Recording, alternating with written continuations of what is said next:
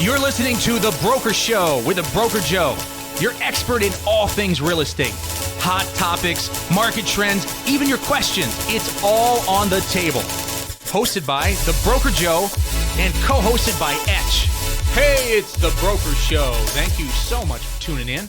We've got some great stuff on the menu for today. Meanwhile, what's still on the menu are leftovers. Yes. Lots and lots of leftovers. It is the greatest thing in the world. By the way, Broker Joe. I'm the Broker Joe and hanging out with Etch here today. Etch, you doing good? Yeah, dude, I'm doing outstanding because you know what? Thanksgiving is my favorite holiday. I don't care. Like your people favorite? Sit there, Okay. Christmas. I love Christmas. Yeah, don't sure, get me wrong. sure. Okay. But I am a big fan of food. Yeah. If you couldn't notice. Yeah. It's like my favorite thing in the world. It's so true. Yeah. I would go as far as saying that. Yeah. But seriously though, I like getting together with family. I mean, I know things were kind of different for a lot of people this year. Yeah. Things were kind of off. Mm-hmm. But at the same time, on a normal Thanksgiving, like this is something that I love because I love cooking. I love food. I love eating food. I'm a big fan of food. It's a big fan of me apparently. But my daughter's not a big fan of it. My oldest daughter, 11 years old. Of food or Thanksgiving? Both kind of. That's the weird thing. And that's the reason why she said that she didn't like Thanksgiving. I said, honey, why don't you like Thanksgiving? I said, you do understand that for many generations in the Etch family lineage, food has been like the staple. It's been the staple of what we important. do. Yeah, this is something. It's your heritage. It's your heritage. This is how it works. Like we come together, we eat. This is what happens. Yeah. You know, I'm not even Italian, and I feel like I should be. Yeah. You know, the Irish heritage, but at the same time, you would think that it would be drink, but no, we eat. Yeah. So I said, honey, why don't you like Thanksgiving? Yeah. She says, well, I'm just not a big fan of the stuff that's on the table. I said, what do you mean? She goes, I don't like turkey. It's not really my thing. Yeah. I said, what about ham? She goes, I don't like ham. Yeah. I said, are you kidding me? So it got me to thinking, what is the one thing, like what is the one dish that people bring in to the Thanksgiving smorgasbord, if you will? Oh, I can tell you what it is. That it doesn't need to be there. Mine comes right to the surface. What you got? I can't even remember what it's called. It's the red jelly stuff. Oh, cranberry sauce. Oh, you don't like cranberry sauce? I literally I push it out of my mind after Christmas and Thanksgiving. It's horrible. See, it's horrible. I like it. And it gets on the plate and slides around and gets all the other food corrupted, you know. That's the only I'm not real picky, but that stuff is nasty. See, here's the way that I see it. The cranberry sauce for me is like when you go out shopping for your wife, you know, for Christmas or something like that. And you're like, "Oh, a nice perfume would work." And then they have that little coffee beans that you go up and you sniff it just to kind of cleanse the palate. Oh, yeah. That's cranberry sauce for me. It's the in-between different things. And see, this is why I'm fat. Okay. You know, but I'm sitting there going, I have a process of eating Thanksgiving dinner. I do hear your daughter, though. Like, I was talking, I just got a haircut. My hairdresser was talking to me. Thank you. And he says, Jay says, you know, I don't like the food at Thanksgiving. Mm-hmm. I don't like picking through trying to find the last bit of dark meat in that turkey, right? Dark meat. He's like, right. He's so he's like, why don't we have a holiday where we eat burgers and fries and steak and you know that sort of thing? But maybe you and I need to start one. Yeah, I think it'd be a hit. Man. I think it'd take off. But no, I think Thanksgiving, obviously the name Thanksgiving and hailing back to the Pilgrims and other cultures, that it's all about giving thanks, being thankful for what you have. And I know that the vast consensus across the country is let's get 2020 the heck over with. Right. And so, but I think it's so good to kind of slow down. And there has been in my family and the friends and family around me, it has been challenging and difficult, but there has been so much grace. We don't know what we can handle until we have to face it, until we have to step up to the challenge. Right. And there is a lot to be thankful for, in spite of the turmoil and the pain and the loss and all those things. I think it's going to be a different Thanksgiving in that way, that we might have to dig deep to find what we're thankful for, but the things we find are going to be the things that actually hold a lot of meaning. And I know I'm getting really deep there. No, it's good. That's what this whole holiday is about, besides the food. It's easy to sit there and go, I'm thankful for the job and the family and the dog and all that. But this year, I hear people digging deep. For us, it was digging deep, saying what we were really, really thankful for, which was really each other and the grace that we've had to get through these tough times. Well, that's one of the things that I've been talking about, like over and over on my morning radio program, is just put everything aside and let's just take, at least if it's just for one day, Yeah. When we get together with our family, let's just be thankful that we're still here. Yeah. You know what I mean? Yeah. But let's not be thankful for green bean casserole because that stuff is that nasty. Yours? Oh, is that 100%. Yours? Okay, that's the one. Belongs in the trash. That and deviled eggs. My son would agree with you wholeheartedly. Yeah, deviled eggs, that's the other one. Like nobody wants to why would you want to eat something that smells like a gas leak? Yeah. You know, it's like, no thanks, I'm good. It's like, no, no. So that can go in the trash. People put a lot of time into those little things. You know? They do. Put a little my fiance is like, hey, did you like deviled eggs? I'm like, are you marrying me? Do you not know me? My mom always asks the same thing. She's like, deviled eggs, I got some. I'm like, that's my brother. Yeah. My brother likes those, not me. 4 or 5. They slide down really easy too. Boom, boom. Who was it in their right mind that looked at the other guy and said, hey, I got this great thing. Mayonnaise, mustard, paprika, salt, and pepper, along with the egg yolk. And I whipped it up to where it's like this soft stuff. And I put it back on the egg white that is boiled. And then you eat it. Yeah. Who did that? Do you know, Etch? I've loved those things since I was like 3 really? years old. Oh, no. And I think what happened is they slide down so easy. When I was 3, I just was like popping them like a chipmunk, right? They're just, I can't stop. Feel bad for the wife the next day. Say absolutely. That. But anyhow, let's move on. Yeah, we have some things of substance to talk about here today. Thank you for hanging in there. Yeah. So, pandemic, it's still going on. I mean, who would have thought that, gosh, it's been like 9 months now. It's getting worse. It's climbing. It's crazy, right? It would still be here. You know, this is the crazy thing. And there's not a lot of relief financially in sight for a lot of different people. There's no like new stimulus packages that are even being spoken about right now. People are starting to worry. How is this during COVID a good time to say, you know what?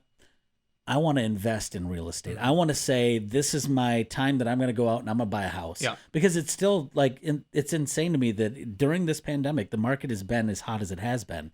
Yeah. And it's just wild, especially since this is a time that everyone's kind of in their own minds losing. Yet at the same time, real estate is still winning. How is that? Like, is this a good time for this? Yeah. There are factors at play, and we'll dive into some of those numbers, some stats. I've owned, I'm on my 14th house, Some of those have been houses, most of them that I've lived in. Some have been specifically flips that I intended to make money on, maybe move in a short period of time and sell it in the future. But all of them with the intent of making money. Right. Yeah. Hopefully one day, no one wants to buy a house unless they're retiring. They don't care. Right. Yeah. But no one wants to buy a house and then not be able to get rid of it and not be able to do something better for themselves in the future. So in some way, if you're a homeowner, you need to be thinking investment mindset. You need to be looking at timing for life transitions and work. And sometimes things come at us and change our lives with us not having really a lot of control. But when you can control it, it's good to control it. So I've seen a lot of timings. I went through the first, my second home, the second home I bought. It was a duplex. I moved in one side, moved the renter in the other. It was a great concept, right? You move in and then someone pays most, maybe all of your payment renting the other side. And did not work for us. We moved out of that home and very quickly, within a year or so. And we had to rent out both sides from far away. It was in a different state. And so in a different state, trying to manage that rental. And I bought it high. The market collapsed. I lost about 35-40% of my equity. And then the entire north and west basement walls collapsed under the house. No. This is a 2-story home. It's a big duplex. Oh, it's like my worst nightmare. That's like what I worry about. Yep. So, and I wasn't there to see it. My mother actually lived nearby the home. She called me and said, hey, I don't know how to tell you this. Are you sitting down? And the 2 sides of the basement collapsed. Right. So recovering from that, I still own that home 13 years later. Really? Yeah. Well, I have sold it on a land contract. Okay. So technically, I don't own it. Okay. If my tax guy's listening right now. Sure. But it's still in my name, right? I'm still waiting for that thing to be paid off from the land contract. Mm-hmm. So there's been many lessons learned along the way. Timing is a lot of it, right? And there's some things you can't control. However, there are things going on in our market, in Michigan, and in the United States that COVID has disrupted in some ways, but they're so built in that COVID can't, not even COVID can shake what has been going on, these trends, these housing shortages. You know, I'm a real estate broker, so I naturally love real estate. Real estate is a beautiful thing. 90% of the world's millionaires are millionaires because they invested in real estate. It's the single greatest way to build wealth. And not just wealth for you, but wealth for generations to come, for your children and their children, and the impact that it has on the economy. Whether you're flipping a home or building a home, you're putting people to work, you're buying materials, you're helping to drive the economic machine. Buying, flipping, whatever you're doing with a home, it's a really, really positive thing in so many ways. So I understand people's concern. I think that a lot of people, the rise of HGTV and all these shows have really brought to the forefront. You see all the flashy, all the fun stuff, right? You see the money making, and behind the scenes, it is extremely challenging. That's some of what I want to dive into today. But you're a person out there, and you're looking at. It's easy to say, well, COVID-19. Well, the stock market, well, my neighborhood, my environment. There's ways for you to kind of see behind the scenes what's going on, opportunity. People that are really good at taking advantage of opportunity, they're able to cut through the cloud, cut through the haze, and see what the numbers are saying behind the scenes. And there's really three things that you need to be thinking about as an investor in the marketplace. Number one is the median home sales price in your area, right? So the average home sale price in your market. You need to be thinking about the months of available inventory. We talked about that in one of the last episodes. The months of available inventory, meaning the amount of homes that are on the market and how long it takes for them to sell off. And then number three, this is one that people don't think about, is the vacancy rate in a given zip code, state, or the country. The vacancy rate is a very key indicator because it is a true picture of how many people need housing at any given time. Because we know everything is organic, right? It comes up through the bottom. You start as a renter, you build your credit, you grow your career, you get a raise, and you buy a house, right? This is what happens. Right. It comes up from the bottom like this. So the rental vacancy rate is really, really powerful testament to what's going on nationwide, statewide, and even locally in your county. So those three things are things you really need to think about. We have huge shortages in the state of Michigan across the board. But let's talk about nationwide first. So nationwide, we're about 1.5 million units short. Wow. This year, 1.5 million units short nationwide. Now, you will see as people change their markets, right? You see some markets, California's hurting bad right now. San Francisco dropped from 75% of houses having multiple offers to less than 12% having multiple offers year over year. I mean, very dramatic. People moving out, just had enough, right? So then you see other areas, though, where you cannot find a house. Grand Rapids still in that same state. Places like Nashville, Tennessee, Atlanta, Georgia, other places like that, even Florida, really heating up right now. So people moving there in droves, a lot of competition, and the local guys that are just trying to buy a house so they can go to work and they can, they're not moving anywhere. They can't find anything. It's very, very frustrating. And so that's what you see overall nationwide, although there may be imbalances and changes in specific markets. Right. So in Michigan, we have a housing problem. I'll explain what's really, really causing a lot of the crunch. But by 2045, the state of Michigan estimates that we're going to be around, I believe it's 150,000 units short. That may not seem like a lot, or maybe it seems like a lot to you.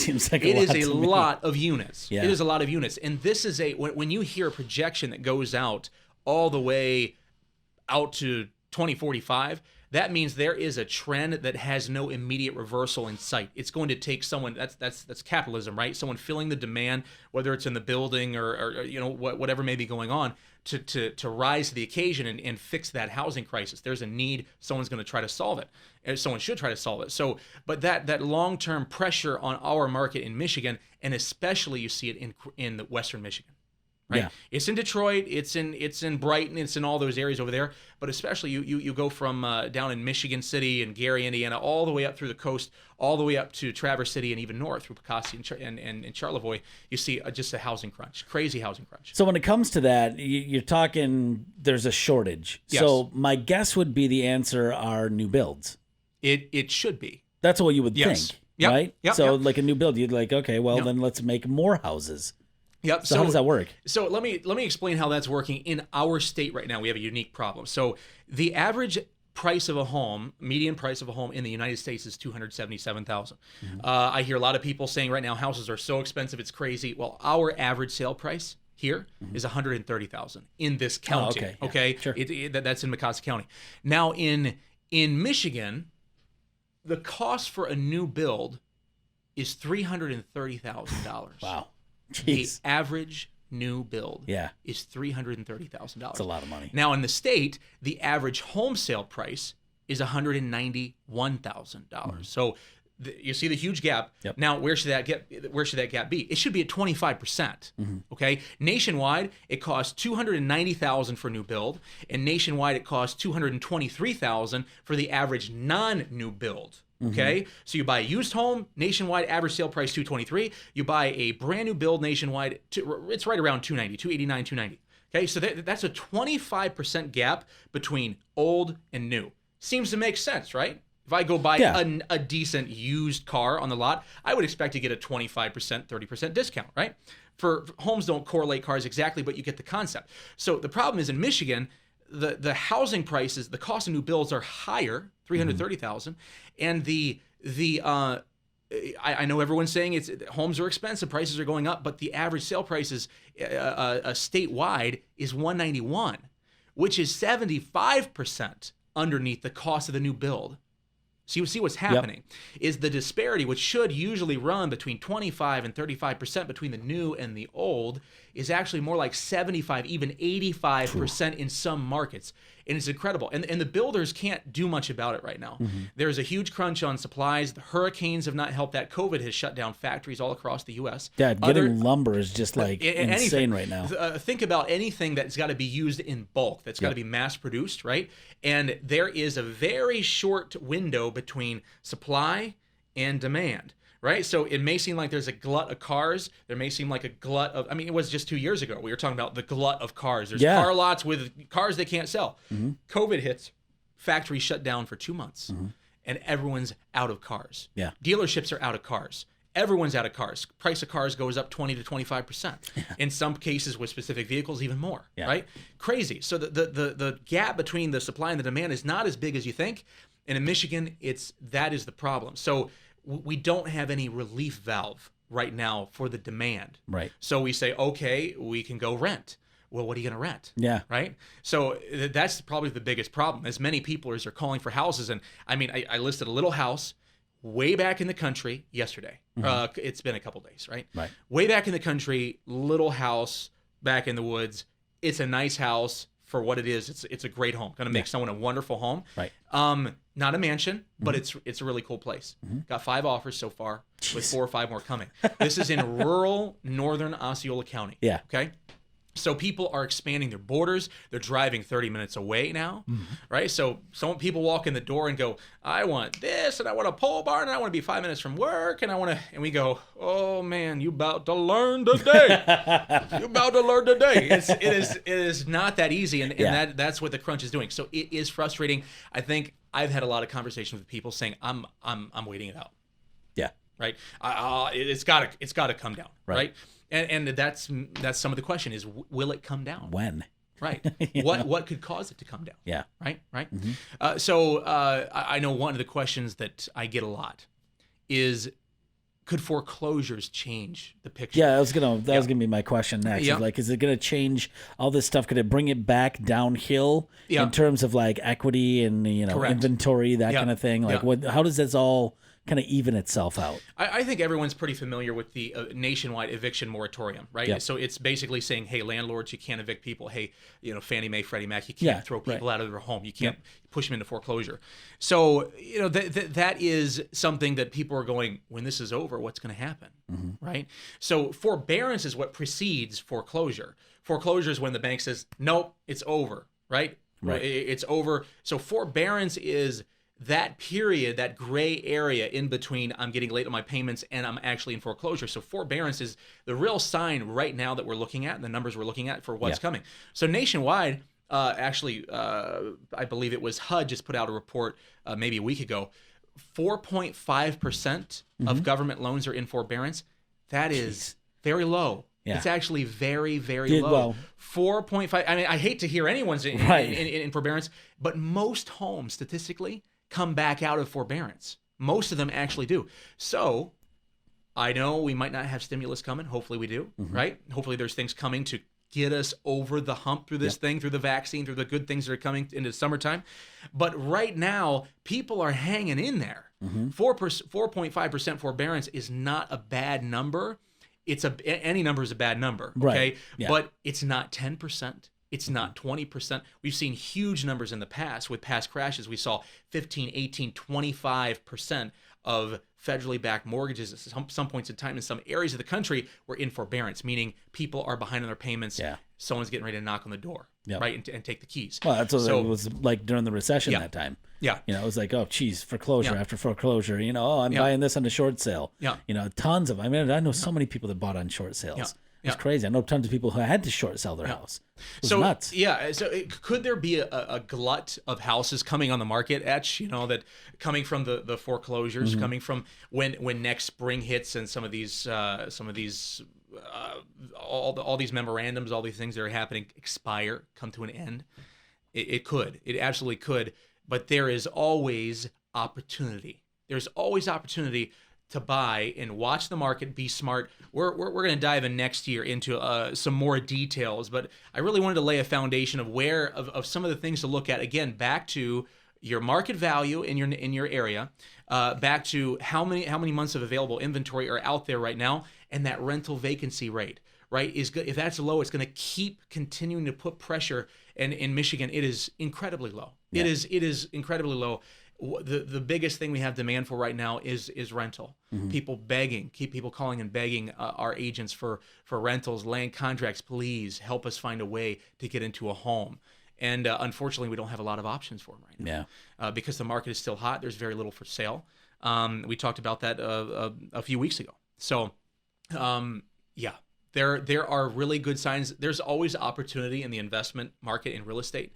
And again, we'll talk about some more details next week. Love it. Yeah. All right. So next week, we're going to discuss kind of it's a part 2 of this whole series, and it's going to be entitled "The Right Mindset." Can you expand a little bit? Just kind of give a little bit of teaser on what that means. Sure. So most people are one and done. Okay, the vast majority of people, when they go to flip, they're one and done. Right. They don't have enough money. They don't have enough time. They don't have enough patience. They don't have enough skill. They don't have enough knowledge. Those 5 things, you got to have all 5 running, or you have to be in partnership with someone that does. Yep. And so I'm going to kind of unpack that. I've been through this. I haven't done as many as some people out there, but I work for a lot of house flippers. I've seen a lot of curves, a lot of failures, a lot of wins. And I've had a lot of wins myself. You've heard about my failure. I'll tell some stories about some of my wins next week. Great. Okay, and you'll get to hear some of that. I did just get to list a home for a good friend of mine. They're on their second flip. Oh, wow. Okay? On their second one. Yeah. And the first one, it went good. They hit. I feel like there is no such thing as luck. I do not believe in luck. Right. I believe that hard work creates opportunity, right? And so they had a great opportunity. They sold it. Everything went great. So they got their second one. Boy, we walked into this thing, Etch. And it was, we had to put wood down to cross over the kitchen floor. We had to walk like a plank. It was just gaping holes in the floor. It was wild, man. Yeah. Now, this thing is going live later today. Okay? It's gorgeous. It's stunning. They pulled up their sleeves, right? They counted the cost. They're learning, and we had a great conversation in their living room about all that they had been through, the learning process. And I try to give them some heads up. Hey, here's the things you got to look out for. Here's some things that really should concern you. Here's things that shouldn't. Here's where our price ranges are. Here's what the market's doing. Here's your timing. All those things, all very helpful. But at the end of the day, you got to roll up your sleeves, and it ain't HGTV up in there. No, it ain't. So, which we'll talk a little bit about next week. Kind of poke fun about that too. Yeah. So, because I have my things with HGTV. Trust me, I've seen some things. Chip, I have my questions. Yeah, Chip and Joanna they make things look. I don't want to say they make it look easy. I think they try to insert a lot of truth and reality into their show. But there are some out there. We all see the memes, right? Oh yeah. You know, I'm Yeah. We all see the memes making fun of it, and there's not a lot of truth, a lot of it. Real estate agents, we just crack up when we see this stuff. We'll unpack that next week. Yeah. So if they want to follow you on all your socials, let's start with Facebook. So Facebook, it is The Broker Joe on Facebook, and on Twitter, it is @TheBrokerJoe. On Instagram, it is also @TheBrokerJoe. Would love you to follow me, comment. Would love to hear what you have to say. If you have something you disagree with me on, shoot it out there. I love to go back and forth with you. If you have something that you agree on, you have your own personal story, maybe I'll give you a shout out on the next episode. There you go. So thanks for hanging out with us on episode 5, Real Estate Investment, the right timing. And next week, we got you covered with part 2 of the series. So I'm Etch.